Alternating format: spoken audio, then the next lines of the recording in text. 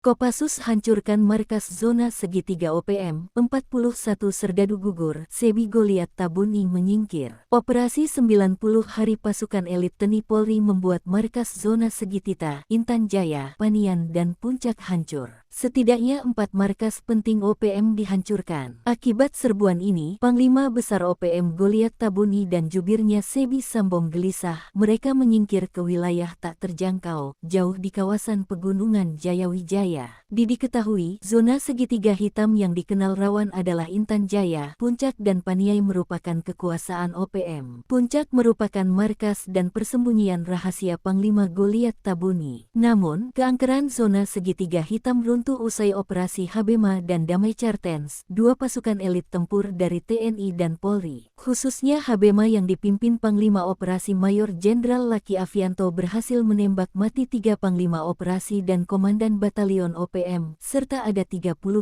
serdadu tewas sejak Mei-Agustus. Operasi di bulan Mei tepatnya Sabtu tanggal 10 Mei TNI menembak mati buronan di Kampung Kalome Puncak Papua bernama Nekison alias Bumi Walo Numbi. Lalu pada Rabu, tanggal 15 Mei tahun 18 OPM, Habema menembak 18 anggota OPM di Intan Jaya. Dan operasi di bulan Juni pada Rabu tanggal 18 Juni 5 OPM ditembak dalam operasi di Kampung Kulapa Intan Jaya.